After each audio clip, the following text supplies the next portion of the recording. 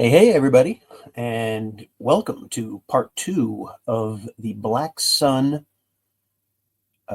flip through or review. Um, if you haven't seen part one, I will put a link in the description so you can check out part one. And I am Mark Stanislawski, and I am also Good Ideas Comics, and we're here in the heart of Michigan in the Comic Cave as we flip through some of the best, or maybe not so best, indie comics that you've never read. Um, as I said, first part, we went through Black Sun issues 1 through 3. As a quick recap, Maggie Sun, or Soon, is a inspector detective in Hong Kong, and she comes across some weird activity at this warehouse, which has to do with a toy called Wrist Dragons, a toy that's sweeping the nation. It's the most popular toy ever. And she comes across some demons, for lack of a better term, demons, and she disposes of them. We find out that there is a demon person who so far has not been named. He's just the big bad. He's the big demon bad. And he's been pulling all the strings, and it has something to do with the Wrist Dragons. And it was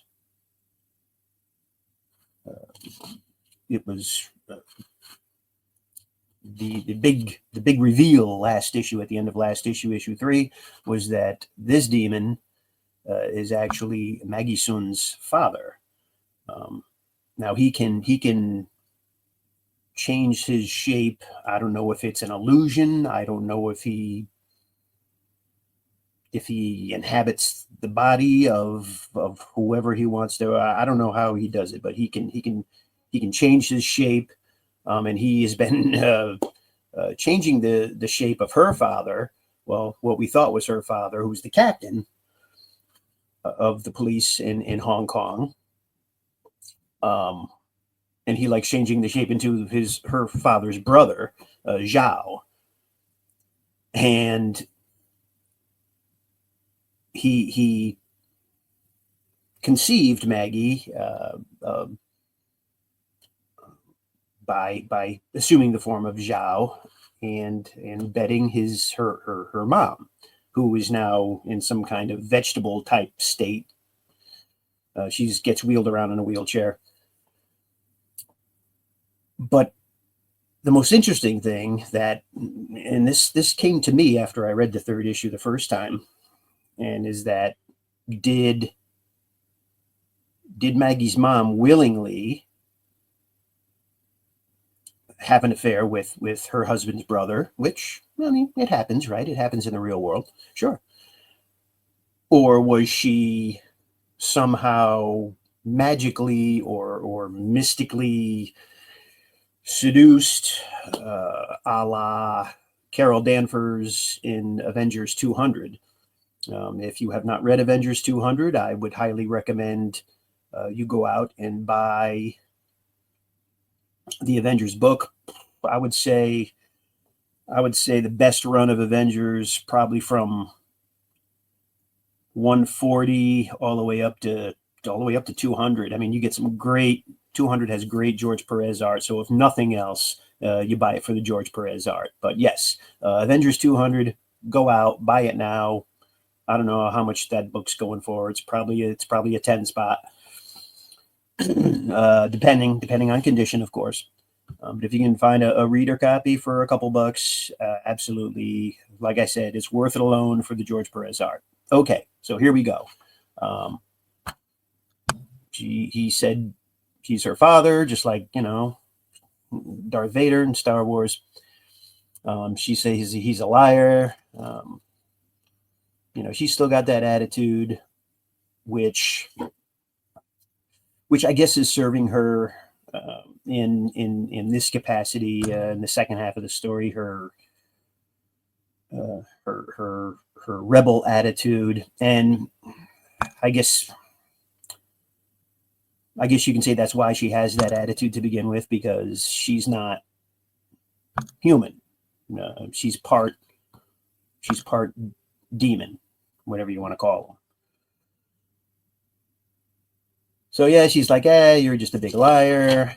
He knocks her through the plate glass window, looks to be about 40 stories up, possibly more. So she's like, oh my God, I'm going to die. Nice double page right here. Trevor Scott art, really nice. I like this. And we think she's going to fall to her death. She thinks she's going to fall to her death. But then her powers, which manifested herself last issue because she had some kind of necklace, pendant on a necklace that gave her these powers. And it saves her. It saves her from being splatted on the asphalt of Hong Kong. So we continue. He's like, he sees that she survived. And then Zhao's like, hey, what the heck are you doing? She's going to call the police. She's going to call the whole Hong Kong army, or Red Chinese army. What are you doing? And he smashes him into a mirror, I guess. And I guess he's dead, right? Kills him. He no longer needs Zhao, so he was tired of him. He killed him. We go, now this is Maggie Sun's boyfriend, who is also an inspector in the Hong Kong police, and they're dating. And he's just talking about, this is just introduction stuff. He's pouring himself a cup of coffee. He's talking to his buddy about Dungeons and Dragons, which is kind of funny. Maggie shows up at the door, all beat up, tattered, torn. She melts his phone. So immediately, he's like, holy cat, she has powers. And here we go. She tells him about, hey, he met this demon who claims to be my father. And then he, of course, hits the Star Wars reference that I hit at the end of the last video. So it is Star Wars-ish. But yeah, and then he starts talking about the wrist dragons. The wrist dragons aren't made. There are no factories that manufacture the wrist dragons. They're just in warehouses. And that makes sense because they're magical, right? They're just magical constructs which have probably been brought over from another dimension. And they're radioactive. He says they did an investigation. They're radioactive. Not the death type of radiation, but it's just a weird type of radiation that they can't really figure out.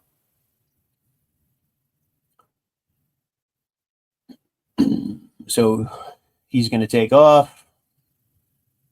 He's got to do more research. He's going to take off. She's staying at home because she's all beat up. So she's going to stay there. She's having these weird dreams of demons and magic and pearls, magical pearls, and all kinds of weird stuff. I like it. I like Trevor Scott. I don't know how this was written, but he did a good job of drawing a nightmarish sequence. Very, very nice. And then he's back at the police station. Nathan is, and Zhao comes in, and Zhao is talking to Nathan. And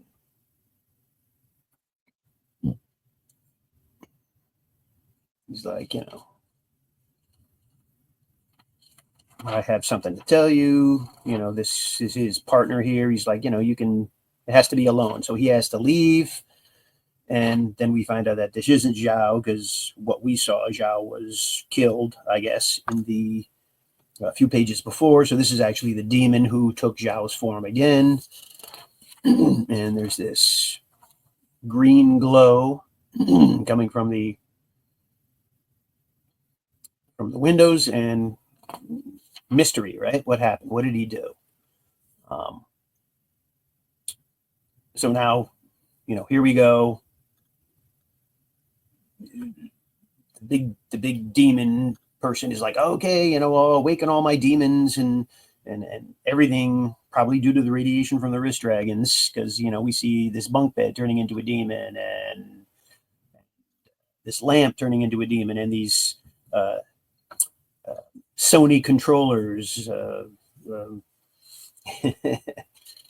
PlayStation controllers turning into demons, this TV turning into a demon, and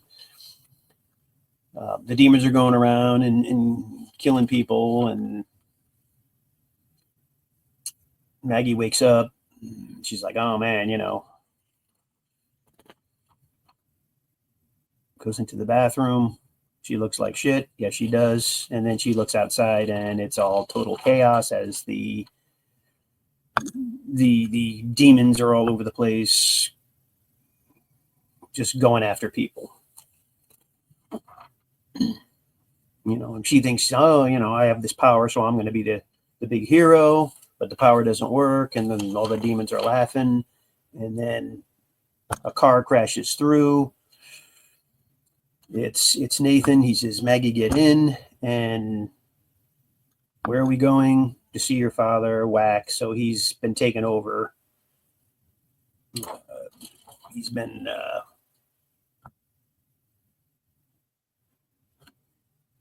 inhabited by the demon. It's not in him. And we got a good cliffhanger here. And I will say this, I like Marc Andreyko's art, and he's doing the right thing, right? Every issue of this 6-issue series ends on a cliffhanger. He's doing his best to try to get readers to keep coming back for the next issue. And that's what you got to do, right? I mean, every comic book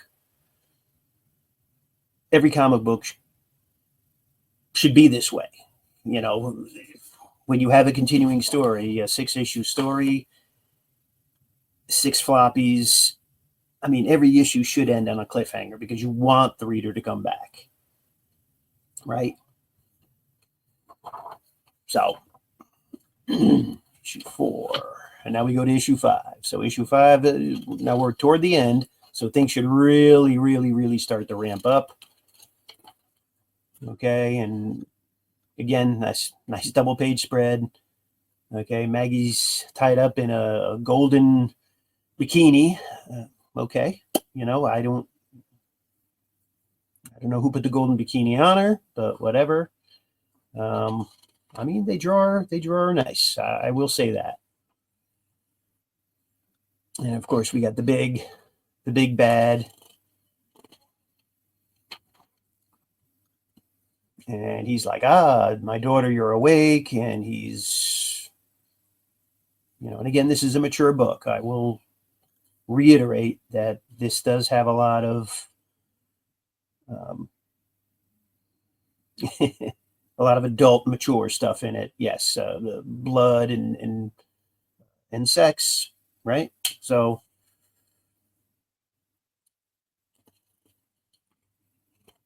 and he says, your uncle and your human lover have joined me. Now it is your turn to embrace your destiny and feel my power inside you. Don't know if that's exactly what he means, but Maggie's not taking it. She bites his tongue, and then he punches her right in the gut, thereby causing her golden bikini to fall off. So it couldn't have been on there that securely to begin with. And yes, because her bikini fell off, she is now topless, and she's not happy about it. But we do get to see a topless Maggie soon. But yeah, she's not happy about it. She's trying to get the golden bikini back on, not really sure what she's going to do because her hands are still tied. And then we have another double page spread, really nice, of the chaos that's going on. The demons flying and running all over the city, going after people. This is kind of weird right here, because he has a big mouth and no face, really. It's the angle's really weird, so that's kind of strange. That's kind of strange, but I like the double page. The Filth by Grant Morrison was really weird. I don't know if any of you have ever read The Filth, Vertigo book, but that's a really, really weird book. I don't even remember if I finished it. I don't even think I finished it, to be honest with you. It was so weird, and it just didn't seem to be going anywhere, that I just totally gave up on it. But now I'm digressing. So now we're back. The demon's trying to make Maggie soon fulfill her destiny, and Maggie just keeps hurting him. Bites his tongue, throws the golden bikini top at him, and it hits him, cuts his shoulder. She ties a piece of her dress, rips it off, ties it over her breasts so that she's not flopping around all over the place.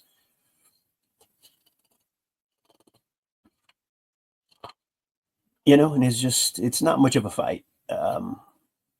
He's trying to tell her to snap out of it, but he's like, nope, he's mine. You're not going to snap him out of it. She, again, falls off a building. And that's a pretty nice cliffhanger right there. We go back to her mom's house, where her mom suddenly, because of the demon who shows up, she snaps out of her vegetative state. She's like, oh, enter, and they pick her up and they fly her off. And he changes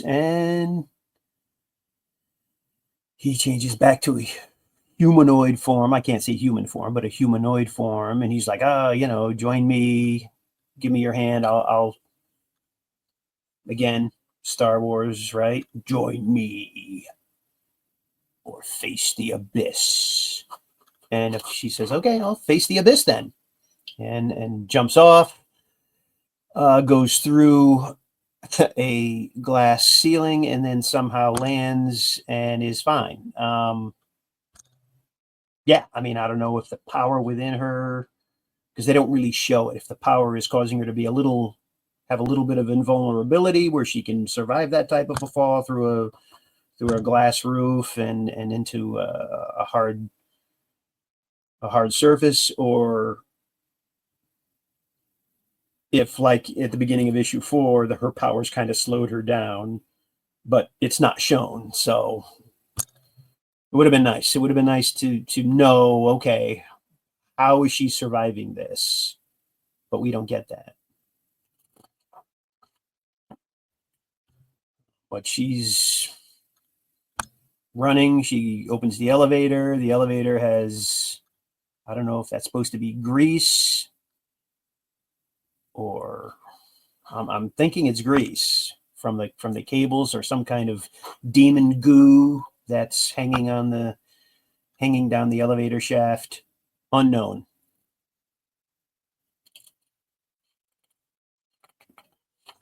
But why does that explode? Oh, she explodes.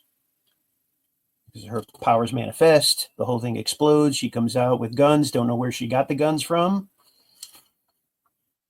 Here we go. Yeah, she got them here from a fallen security officer. Okay, so we're good. Shoots at him, but of course he can stop the bullets. Throws him back at her. She gets hit once, it looks like in the shoulder or upper bicep area. He's bringing mom to the roof quick. Maggie's still wants to fight this demon. Jumps at him, kisses him, kisses her father in not a daughter fatherly way. Okay. But of course, it was a ruse because she wants to take his amulet, which was hers, because she says, I believe this is mine. And then, of course, we get the hello, Maggie, and the issue 5 cliffhanger. There's Maggie's mother, mother's home. And again, great. Every issue should end on a cliffhanger. This is a cliffhanger. As we go into the last issue, the conclusion of this supernaturally weird story that takes place in Hong Kong. Very strange. Not bad. It's not a bad story. It's. I think. Well, let's flip through this, and then, excuse me, I'll let you know what I think about the story overall, as we try to determine whether this is one of the best indie books that you've never read. All right, so now Mom's here. Again, flip, double page spread. She pretty much kills the demon whose name I think we learned right here, Azurus. We finally learned his name in the last issue, Azurus. And she kills him. So we never do get an answer as to, well, we do, because they were lovers, right? They were lovers. So that tells me that she was just married to the captain of the police force as a convenient way to blend into the human society, and it was never, she never loved him. It was always these two. So okay, that makes sense then. So it's not a Carol Danvers Avengers 200 type deal. It's a ruse. And maybe, having him look like Zhao was part of the kink, right? Had sex with her husband's brother as part of the kink, knowing that it's Azurus. It's not her brother. At any rate, let's move on, shall we? So now she thinks, oh, my mom is all better, blah, blah, blah, but mom is just as bad as Azurus. The mother wants her soul. So wants her power, wants her soul, basically wants to kill her to take her power. And so now Maggie has to now fight her mom, right? So it was fighting her father, now is fighting her mom. So yeah, can you say dysfunctional family? Dysfunctional supernatural family. Anyway, by the way, Reload by Warren Ellis and Paul Gulacy is an excellent 3-issue series, miniseries from Homage Comics. Excellent. I would do that. Also, if you have not read Red, also by Warren Ellis, which is a 3-issue, I would also recommend Red and Reload. Back to the story. So now they're in the hospital. There's the captain. The captain wakes up. He sees all these demons running around. Apparently they're coming after him, but he was good enough to get up and hide and smash the demon over the head with his IV stand, and somehow the saline from the IV turned this demon back to the child that the demon turned into. And of course the exertion made him pass out. So the demons, the children, are also turning into demons, and I'm wondering if it has to do with, were they wearing the wrist dragons? Maybe not, because like everything is turning into the demons. TVs, inanimate objects, and the kids who are playing with the wrist dragons are also turning into. So there's a lot of demons running around Hong Kong. Weird. So we go back to the main battle. And now, with her power, Maggie has learned that she can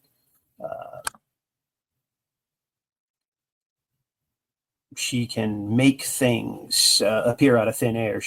So she makes this warrior armor and a sword out of thin air with her power. Her mom laughs, and her mom just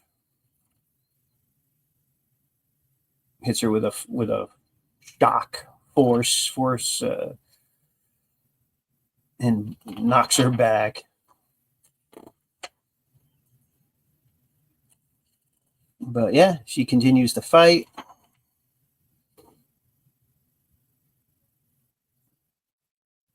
So Maggie's like, okay, here's the necklace. You need it.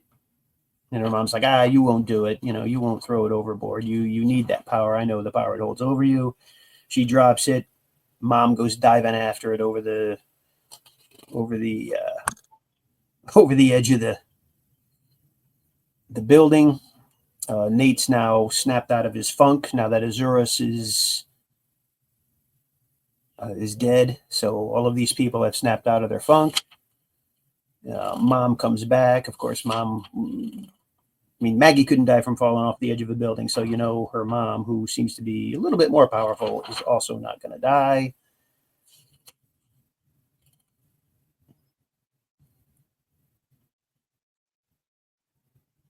And then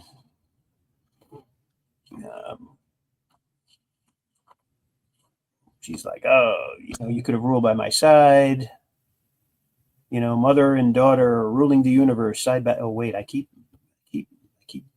going to Star Wars. It's not Star Wars. Anyway, that's a joke, people. Anyway, she has mental control of this necklace, this pearl. He's like, I want it back. Mom says, I want the power. She goes, okay, you want the power? You can have it all. And she gives her all the power. And at first she's happy, but then it's too much power, right? The old overloading of power trick. So she overloads her with power, and she gets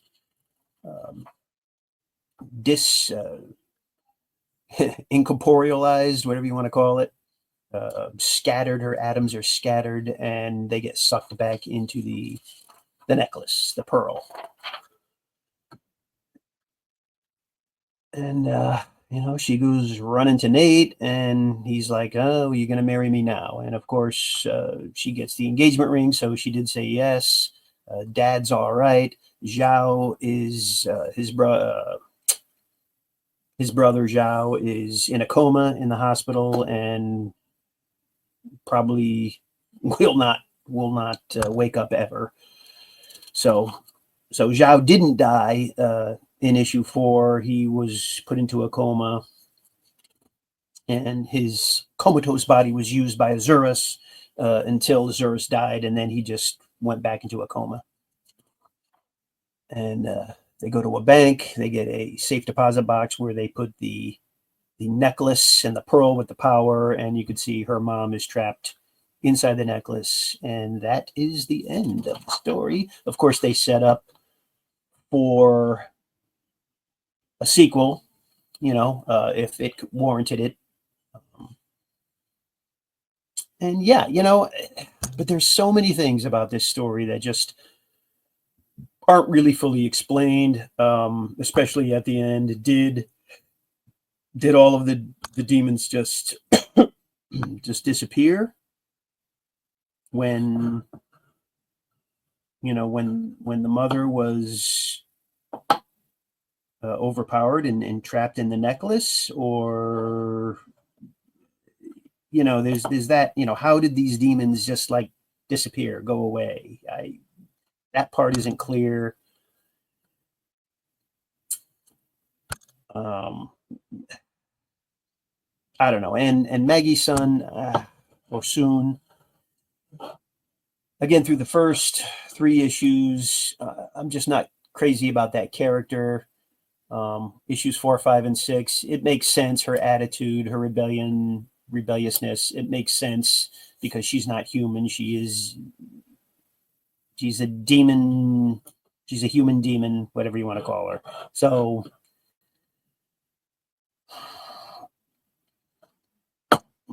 you know, did her character change at the end? I don't think so. I think even though she was probably reinstated to the police force because she was suspended finally after beating up perps for God knows how long, I think that attitude would still be present.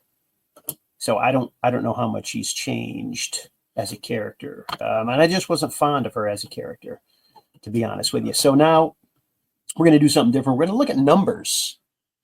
We're going to look at order numbers for Black Sun, Wildstorm's Black Sun, and we're going to go through really quick. So Black Sun number 1.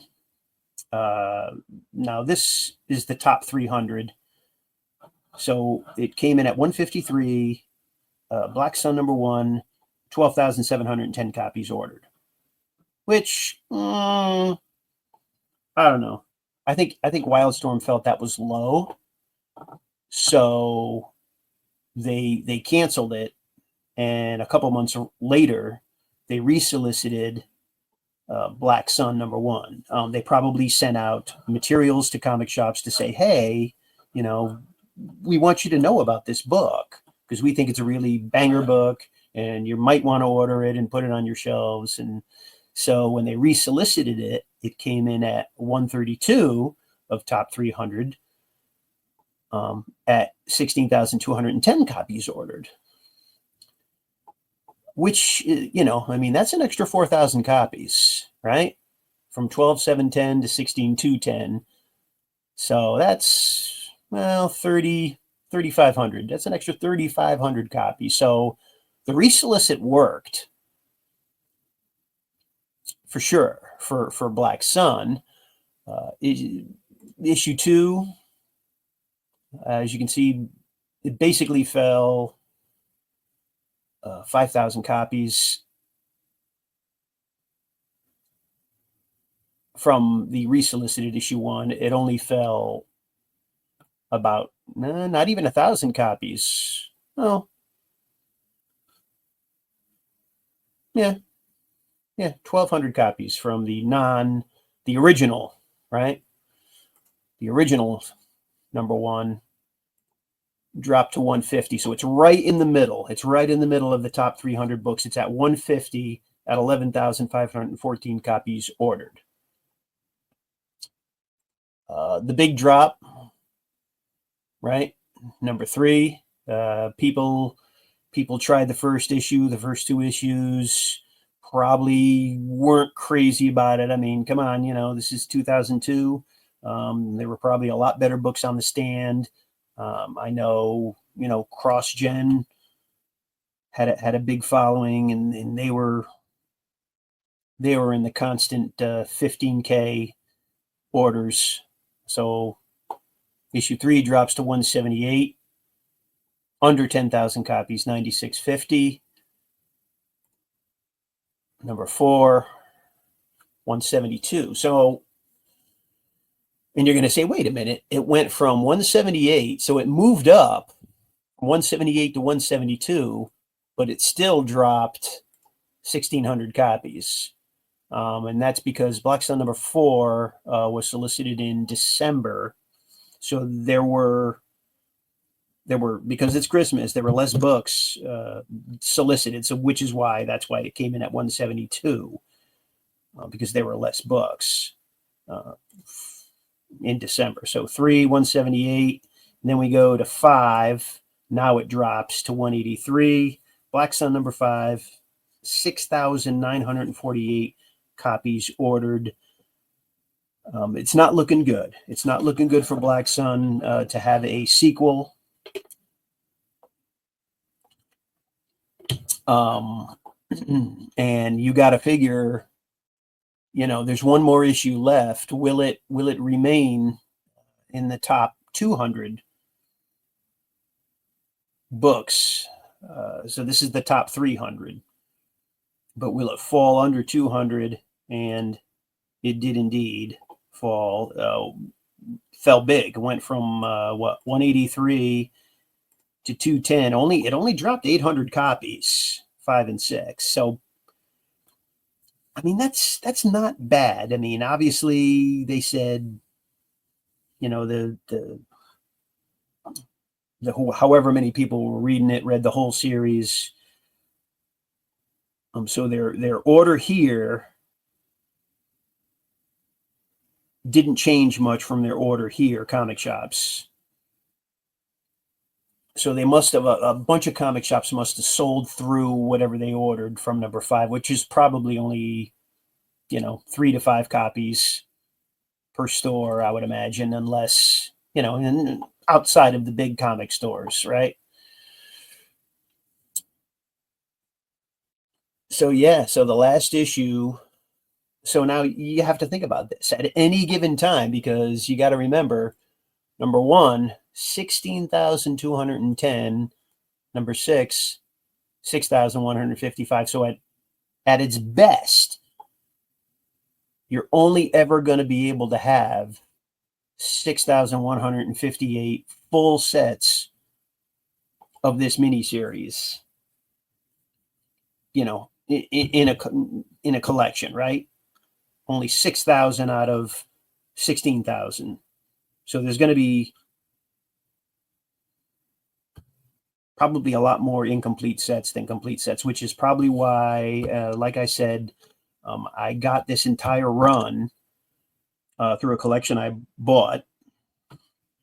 And I was kind of surprised that all the issues were in there, to be honest with you. And now, after seeing the numbers, I'm even more surprised that all 6 issues are in there. It's not a bad story. There's just, I think there's a lot of things that aren't explained. There's a lot of things that aren't touched on. Stuff is just like left to your own imagination, or maybe Marc Andreyko was leaving it, to maybe address it in a sequel. I don't know. Only Marc Andreyko can answer that question.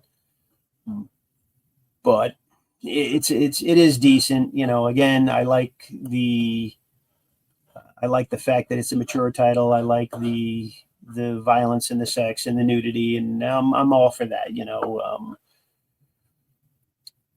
When I was a kid and I started reading comics, and this is back in late 70s, you could tell they were for kids. And as I grew older, I was like, okay, I want something more. And at the time, I was only reading Marvel, DC, because that's all there was for the first few years that I was reading comics, until an actual comic book store came in, in my center of town where I lived. And then I was introduced to indie books that had more mature stuff in it. And that stuff just blew me away, and I love it. But yeah, I don't know what else to say about Black Sun. I think you can definitely find, if you go to mycomicshop.com, you can definitely find all 6 issues. My comic shop has all 6 issues. They seem to be in about fine condition. But if you're interested in just having it or reading it, because I just did a big flip through and just talked about the story and talked about things. But if you're a Trevor Scott fan, Trevor Scott did some pretty good work here. He did some good stuff, and I'm not, I'm down with it. So I'll keep this. I'll keep this around in my collection. Why not? It's it's worth a read down the road again, just to see what other things that I spot, right? Any other inconsistencies that I spot in the story. So we're gonna call that a wrap on Black Sun. Join us again next time as we go through another indie book, and it might be a bigger indie book from Wildstorm Studios, and it could be a smaller independent book that maybe you've never even heard of and never read, never even knew existed.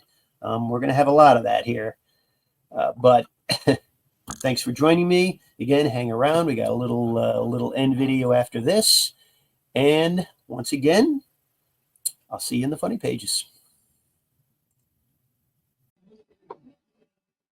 Hey everyone, thanks for sticking around to the end of the video. You guys are the best, and I truly appreciate you. Just a side note, I not only talk about comics and collect comics and review comics and love comics, I also make comics. And these are some of the comics that I've made. And if you're interested in them, there's a wide variety of genres. You can go to www.goodideascomics.com, as you can see in the banner, and you can order them there.